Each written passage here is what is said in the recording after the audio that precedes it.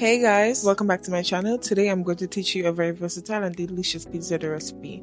In a stand mixer, mix 3 cups of flour, 1.5 teaspoon of active dry yeast, 1 tablespoon of granulated sugar, 1.5 teaspoon of salt, 2 tablespoons of vegetable oil. Any neutral oil could work.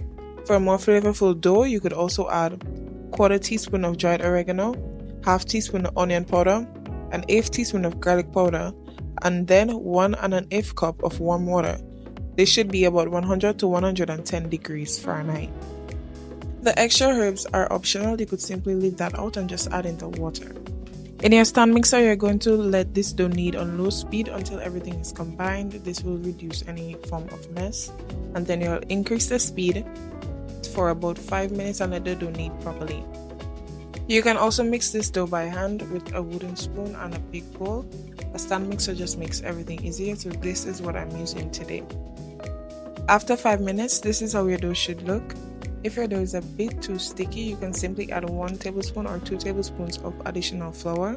And if your dough is also too dry, you can add 1 or 2 tablespoons of water. Depending on what flour you use or what climate you're in, your dough will vary, so just pay attention and use what you feel you need. Roll this dough into a ball and set it aside for about 30 minutes to an hour.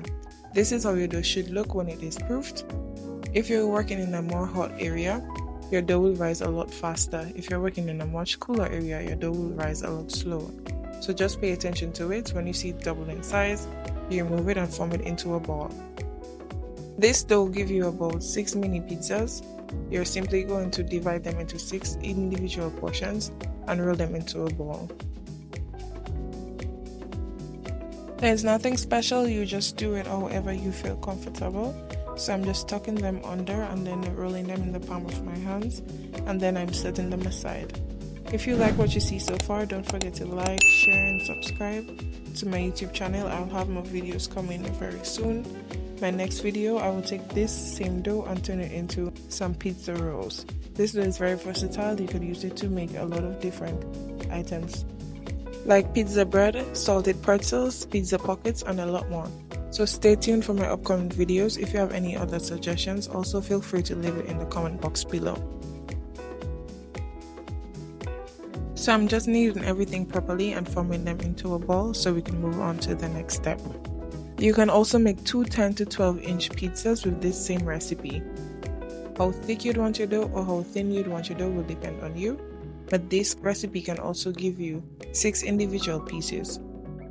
Doing mini pizzas are just more fun. You can do this with your children or your family. I doubled this recipe by 5 because I'm going to store some in the fridge and in the freezer. They can keep in the fridge for about a week and about a month in the freezer. So I'm just rolling them out by hand before I use my rolling pin. Generously flour your dough on your surface to prevent it from sticking. You'll use your rolling pin and roll them out how thick or how thin you'd like it.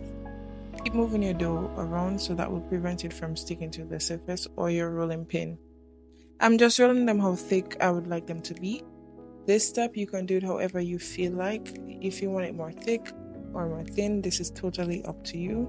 After I'm done, I'm going to stretch the dough lightly and then I'm going to set it aside. You can see how I'm always moving around my dough. That's because I do not want it to stick to my rolling pin or my surface. You can get the dough deformed and then have to start all over again. This is an outlook of how the dough look laid out.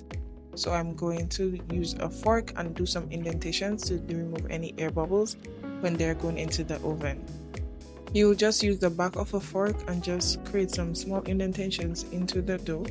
That's because when it goes in the oven, it will not puff up as much or create any air bubbles, which might deform the dough a bit. But do not be worried. If your dough do puff up a bit, it will come back to size when it is cool, and then you can pack it away and store it however you desire.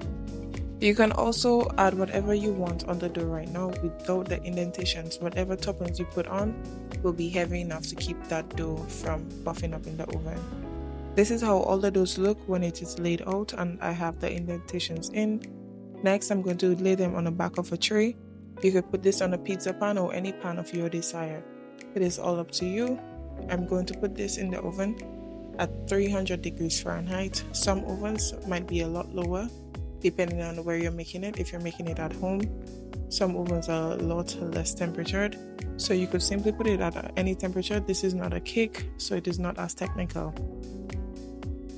I'm just layering them and then I'm going to put them in the oven. You will see how they come out from the oven. They are very pale in color, but when you add them back with your toppings, they'll be very golden brown on the outside and very delicious. As you can see, all my doughs are very uniform. They are very soft to the touch. This is all my doughs finished. I'm also going to insert a picture of a finished pizza that I did. Thank you so much for watching. Please stay tuned for my upcoming videos. Don't forget to like, share, and subscribe. Bye!